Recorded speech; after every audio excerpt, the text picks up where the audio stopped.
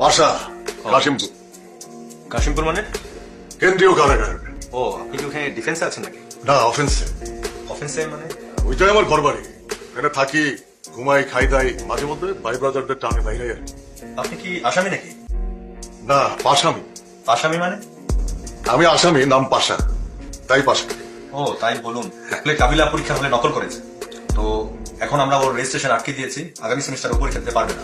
ছোট ভাই স্যার, ভুল করে ফেলাইছে, মাফ করে দেন। আর একটা মুসলেকা নিয়ে ছাইড়া দেন। না, আসলে এটা এখানে মুসলিকান নেওয়ার কোনো সিস্টেম নাই, দেওয়ার সিস্টেম নাই।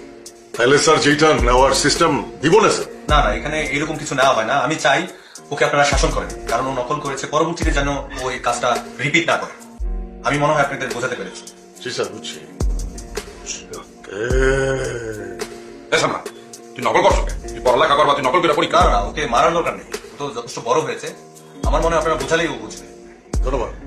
কাশিমপুর কারাগারে গেলে আইসেন, চায়ের দাওয়াত থাকলো। কারাগারে মনে হয় আমার যাওয়ার সুযোগ হবে না, আশা করি যাওয়াও লাগবে না। তারপরও কখন কার কপালে কি লেখা হয়ে যায় বুঝেন না। আইসেন, কারাগারের চায়ের টেস্ট তো আবার আলাদা, বুঝেন না। আইসেন, খাই যায়। আচ্ছা ভাই, আমারটা যদি একটু বলে দিতেন। তোর আবার কোনটা? ওই যে সেমিস্টার ফি থেকে যদি 15% ডিসকাউন্ট দিয়ে দেয় তো তাহলে আর কি। স্যার, ওর একটু ডিসকাউন্ট করে দেন তো স্যার।